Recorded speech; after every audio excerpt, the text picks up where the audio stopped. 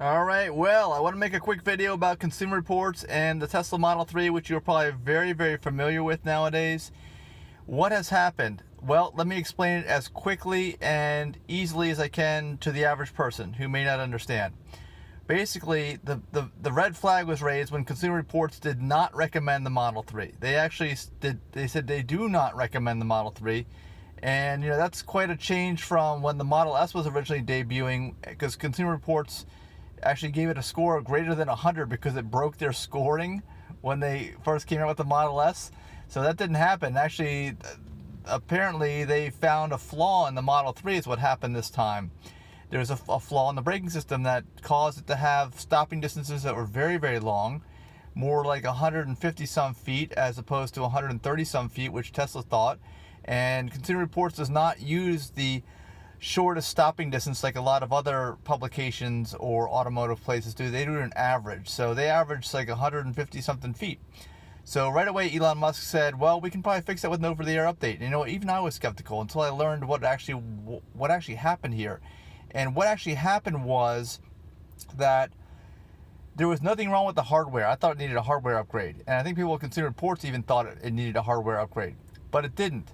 It turns out that when you make these panic stops, because they're all panic stops with your foot hitting that brake pedal all the way to the floor, it kicks in the ABS almost every single time.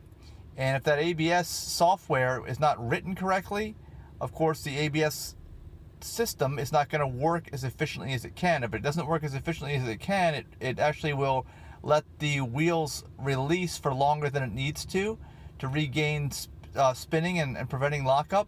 And I think that's what's happened here with the Model 3. The software in the system wasn't working very efficiently, and it was causing the wheels to roll too much and the brakes to not apply enough, and it increased distances like that. So over the weekend here, Elon Musk went ahead and issued a software update over the air to everybody in the Model 3 fleet, and Consumer Reports tested it and tested other cars too, and lo and behold, it's like 134 feet, I think, which is right in line with other competitors like the Audi A4, I think, and BMW 3 Series.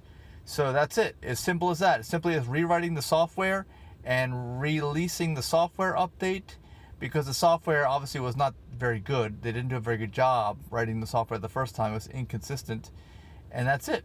So, of course, a giant negative here for Tesla has turned into a giant positive. And, of course, Consumer Reports is patting themselves on the back saying, hey, we found this. And, yes, they did. And they're a good publication. And I subscribe to them, so I think you should too. And I'm happy about Elon Musk and the way he responded to this.